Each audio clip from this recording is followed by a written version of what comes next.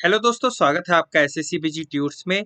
CHSL यानी combined higher secondary level examination की जो है एसएससी ने अपनी वेबसाइट पे नोटिफिकेशन निकाल दी है।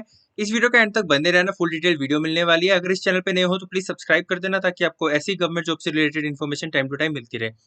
अगर हम बात करें डेट ऑफ एप्लीकेशन की, मतलब जो इंपॉर्टेंट डेट्स है, तो 9/5 यानी 9 मई से लेके 8 जून तक जो है आप इस फॉर्म को अप्लाई कर सकते हो। आपके पास पूरा 1 महीना है, तो एंड डेट का वेट बिल्कुल मत करना, क्योंकि आपको पता है लास्ट कुछ दिनों में जो एसएससी की वेबसाइट है वो काफ़ी हैवी हो जाती है।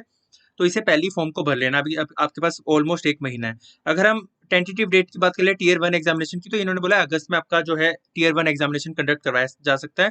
टीयर 2 एग्जामिनेशन की अभी कोई एज सच डेट नहीं बताई गई है।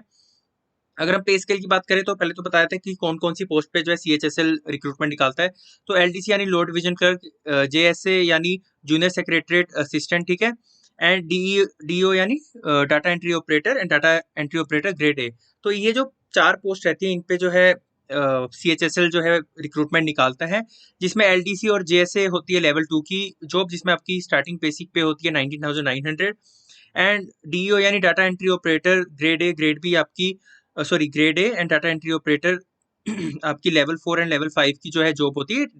अकॉर्डिंग टू मिनिस्ट्रीज होता है, जैसे डिफरेंट डिफरेंट डिपार्टमेंट में डाटा एंट्री ऑपरेटर होते हैं, तो उस हिसाब से लेवल 4 और लेवल 5 की आपकी जॉब होती है। जो लेवल 4 की जॉब होती है उसमें आपकी 25,500 बेसिक पे होती है, एंड लेवल 5 की आपकी 29,200 जो है बेसिक पे होती है, ठीक है। अगर हम वैकेंसीज की बात करें तो इस बार थोड़ी कम वैकेंसीज पे जो है, जैसे सीजीएल में भी आपने देखा होगा थोड़े दिन पहले जो नोटिफिकेशन आई थी, उसमें भी इस बार थोड़ी कम वैकेंसीज पे रिक्रूटमेंट निकले। इस बार भी 1600 वैकेंसीज पे जो है रिक्रूटमेंट निकाली है सीएचएसएल ने, जो एसएससी है, स्टाफ सिलेक्शन कमीशन ने। तो ठीक है, लेकिन फिर भी अभी टेंटेटिव है वैकेंसीज। आपको पता है वैकेंसीज थोड़ी बढ़ती है हमेशा एसएससी की, कभी कम तो बिल्कुल नहीं होती। तो ज़्यादा से ज़्यादा ये 2000 तक हो जाएंगी, पर फिर भी as comparison to previous year ये भी कम है काफ़ी, ठीक है। लेकिन फिर भी आप इसे भर देना, आपको अपॉर्चुनिटी कोई भी नहीं खोनी, ठीक है। तो ये वैकेंसीज होगी। अब हम बात कर लेते हैं नेशनलिटी सिटीजनशिप, जो इस फॉर्म को भर सकते हैं। तो आप अगर इंडियन हो, आप नेपाल के हो, भूटान के हो, तो आप इस फॉर्म को भर सकते हो। साथ ही साथ जो आपकी एज लिमिट है वो 1/8/2023 से काउंट होगी, ठीक है। तो जो भी बच्चा इस डेट को एज ऑन 1/8/2023 को 18 से 27 के बीच में है, या 18 या 27 का हो चुका है, तो वो इस फॉर्म को अप्लाई कर सकता है। इसका मतलब 2/8/1996 से लेके 1/8/2005 तक के जो बच्चे हैं इस फॉर्म को अप्लाई कर सकते हैं, ठीक है, एसएससी सीएचएसएल को, ठीक है। अब इसके साथ साथ आपको एज रिलैक्सेशन भी मिल जाएगा। जो मतलब 18 से 27 साल के बच्चे तो इस फॉर्म को भर सकते हैं, लेकिन साथ ही साथ एज रिलैक्सेशन भी है कैटेगरी वाइज। SC/ST के लिए 5 ईयर्स का है, ओबीसी के लिए 3 ईयर्स का है, पीडब्ल्यूबीडी यानी पर्सन विद बेंचमार्क डिसेबिलिटी के लिए 10 ईयर्स का, person with benchmark disability OBC के लिए 13 ईयर्स का, एंड SC/ST के लिए 15 ईयर्स का एज रिलैक्सेशन है। एक्स सर्विसमैन की बात करें तो उनके लिए 3 ईयर्स का एज रिलैक्सेशन है। डिसेबल डिफेंस पर्सन की बात करें तो उनके लिए 3 ईयर्स का एज रिलैक्सेशन, और अगर वही डिसेबल डिफेंस पर्सन SC/ST है तो 8 ईयर का एज रिलैक्सेशन उन्हें मिलेगा। अगर हम सेंट्रल गवर्नमेंट एम्प्लॉय की बात करें तो उन्हें up to 40 years of age वो अप्लाई कर सकते हैं, एंड अगर वो SC/ST है तो up to 45 years of age वो अप्लाई कर सकते हैं। Widow women, divorce women up to 35 years of age, and अगर वो SC/ST है तो up to 40 years of age जो है वो अप्लाई कर सकते हैं। तो आप जिस भी कैटेगरी से बिलोंग करते हैं आप अपनी एज रिलैक्सेशन देख सकते हैं, ठीक है। तो ये आपकी होगी कुछ एज रिलैक्सेशन। अब हम बात कर लेते हैं इसकी एजुकेशन क्वालिफिकेशन की। तो अगर हम बात करें फॉर डाटा एंट्री ऑपरेटर, ठीक है, ग्रेड ए, इसमें पर्टिकुलर कुछ मिनिस्ट्री एंड डिपार्टमेंट बताया, जैसे controller auditor general of India, जिसे हम कैग कहते हैं, ठीक है, ministry of consumer affair, food public distribution, ministry of culture. तो जो इस डिपार्टमेंट के हैं उन्हें 12th तो पास करनी है, लेकिन किसमें, साइंस डिपार्टमेंट में जो है आपको अपनी 12th करनी है, ठीक है।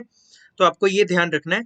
तो जो भी इन डिपार्टमेंट में data entry operator as a data entry operator जाना चाहते हैं तो उन्हें 12th standard with science and mathematics उन्हें वन ऑफ द सब्जेक्ट होना ही चाहिए, ठीक है। और अगर हम बात करें एलडीसी यानी load division clerk, JSA, DO, data entry operator, जो बाकी अदर डिपार्टमेंट्स हैं, इन डिपार्टमेंट्स को छोड़ के, जो 8.1 पैराग्राफ में बताया, उन डिपार्टमेंट्स को छोड़ के, जैसे कि यहाँ पे लिखा है, तो उन्हें सिर्फ 12th पास होनी चाहिए, और एज सच आपकी कोई डिमांड नहीं मांगी गई है, ठीक है। तो ये आपकी कुछ एजुकेशन क्वालिफिकेशन है जो सीएचएसएल मांगता है। अप्लाई कहाँ करेंगे, तो आपको ssc.nic.in पे जाके जो है अप्लाई करना है। आपको पता है इस पे एसएससी अपनी वेबसाइट पे ही जो है फॉर्म अप्लाई करवाता है, तो आपने इस वेबसाइट पे जाना है, वहाँ पे सबसे ऊपर आपको नोटिस मिल जाएगा, ठीक है। अगर हम एप्लीकेशन फीस की बात कर ले तो एप्लीकेशन फीस एसएससी हमेशा 100 रुपीज़ ही रखता है, ठीक है। इस चीज़ का आपको ध्यान रखना है। तो काफ़ी ज़्यादा फीस नहीं है। और साथ ही साथ वीमेन कैंडिडेट्स ठीक है, SC/ST candidates, person with benchmark disability candidates, ठीक है, एक्स सर्विसमैन कैंडिडेट, इनके लिए तो कोई फीस भी नहीं है। ठीक है, तो आप इस फॉर्म को आराम से भरिए।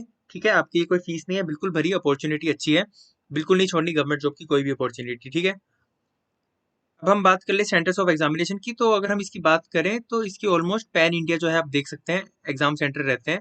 जिस भी आप रीजन से भरेंगे, फॉर एग्जांपल सेंट्रल रीजन से भर रहे हैं तो आप भागलपुर, पटना, बरेली यहाँ पे अप्लाई कर सकते हैं। अगर आप कर्नाटका, केरला रीजन से भर रहे हैं तो आप हुबली, ठीक है, मंगलुरु, यहाँ से जो है आप अप्लाई कर सकते हैं। तो जिस भी स्टेट या सिटी में आप रहते हैं तो उसके पास जो भी सेंटर है, ऑलमोस्ट सब सेंटर बने ही होते हैं, तो आप उसमें अप्लाई कर सकते हैं। ठीक है, ऑलमोस्ट पैन इंडिया जो है इसका सेंटर रहता है, आप देख सकते हैं।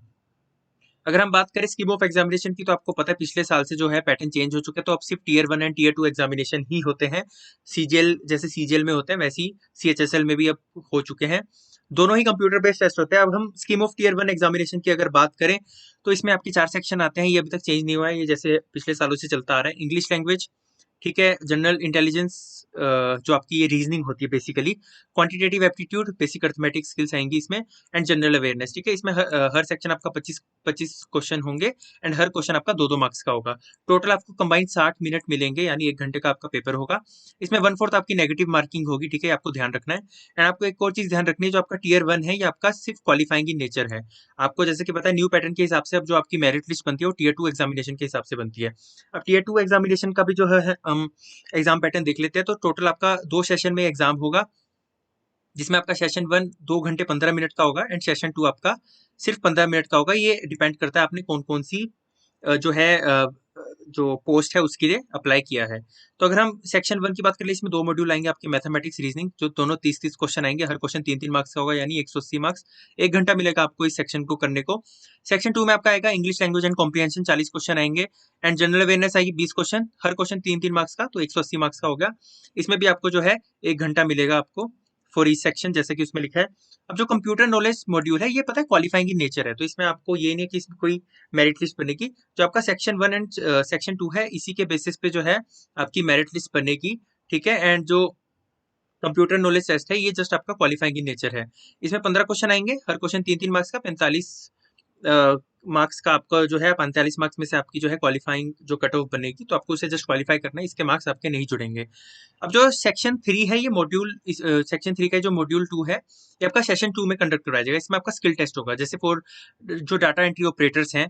ठीक है, अब इसमें लिखा है डिपार्टमेंट मिनिस्ट्री मेंशन्ड इन 8.1, तो पार्ट ए उन्हीं को ही चूज करना है जो इन मिनिस्ट्रीज है, जैसे कि 8.1 पैराग्राफ में बताया, जैसे मैंने आपको बताया था controller auditor general CAG, ministry of consumer affair, food and public distribution, ministry of culture.